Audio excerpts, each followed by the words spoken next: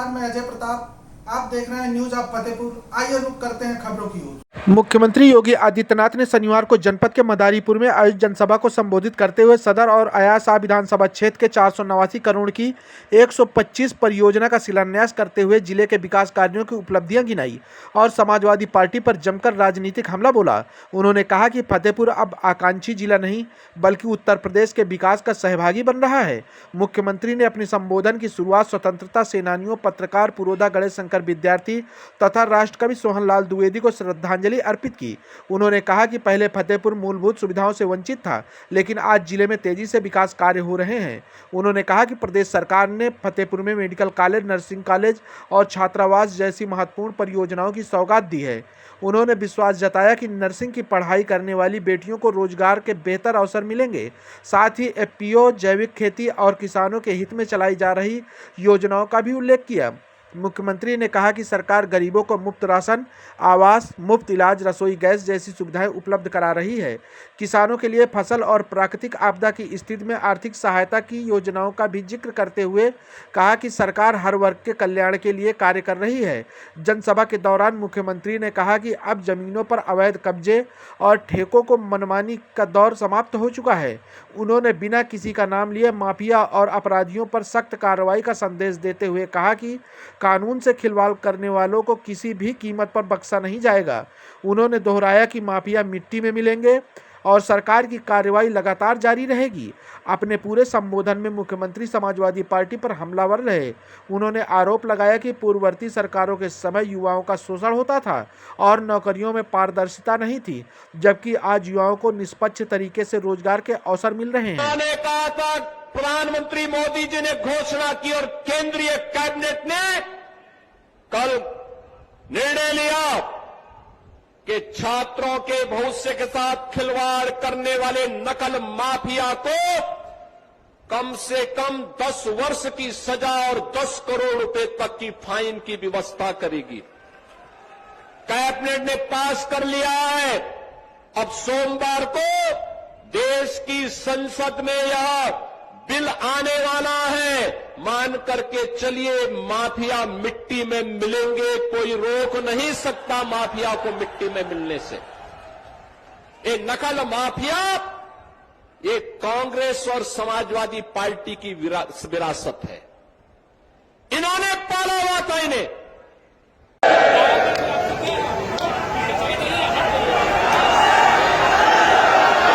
उत्तर प्रदेश सरकार ने मंत्रिमंडल के सहयोगी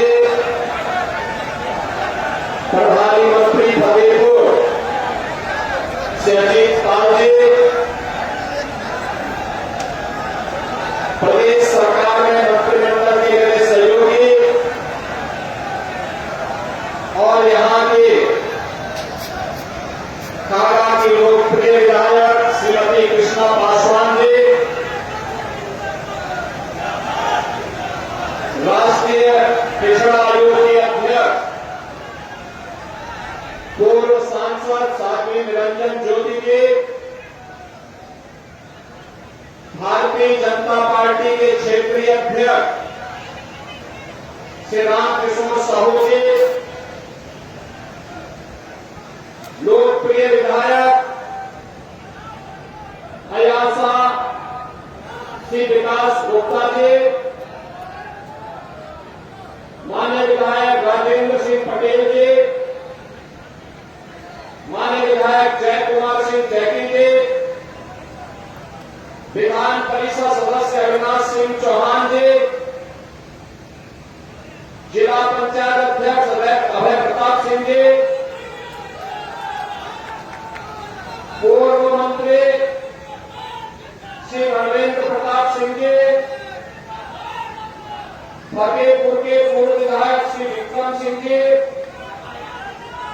भारतीय जनता पार्टी के जिला के अध्यक्ष श्री अनु श्रीवास्तव जी, जिला प्रभारी श्रीमती रंजना उपाध्याय जी, पूर्व मंत्री श्री राधेश्याम गुप्ता जी, पूर्व विधायक श्री अयोध्या पाल जी, आदित्य पांडे जी, भारतीय जनता पार्टी के हमारे पूर्व जिलाध्यक्षगण श्री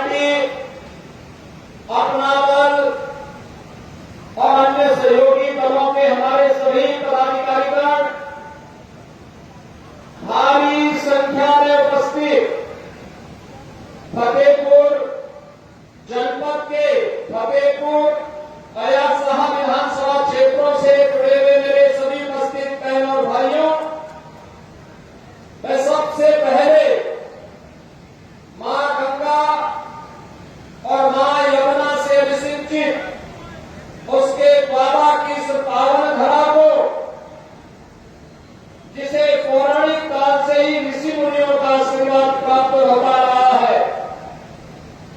अनेक शिवालयों के माध्यम से यहाँ की आस्था को सम्मान देता रहा है। देश की आजादी के लिए जिस तरह ने यहाँ पर एक नई श्रृंखला खड़ी की, ऐसी पावन धरा को, जिस पावन धरा ने भगवान की पावन इमली, जहां के अमर बलिदान की साक्षी है, जहां पर कहते हैं कि देश की आजादी के लिए पावन स्वाधीनता संग्राम सेनानियों को एक साथ फांसी के फंदे पर चढ़ाया गया था, ऐसी पावन धरा को, जिस माटी में ठाकुर दरियाव सिंह, उनके वीर पुत्र सुजान सिंह, अमर शहीद जोधा सिंह गढ़ैया जैसे वीर सपूतों को जन्म दिया, और जिस धरा के निर्भीक पत्रकार के रूप में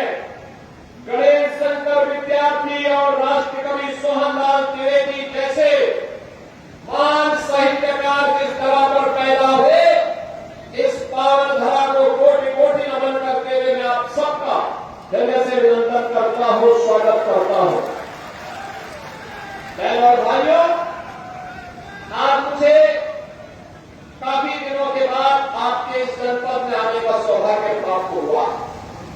द्वाबारी धरती 2017 के पहले आकांक्षी जनपद। आकांक्षी जनपद का मतलब शिक्षा, स्वास्थ्य, कृषि विकास, रोजगार, औद्योगिक विकास और अन्य इंफ्रास्ट्रक्चर डेवलपमेंट में जो पैरामीटर देश के अंदर तय किए गए थे, उनमें सबसे पिछड़े हुए जनपदों में फतेहपुर की गिनती होती थी।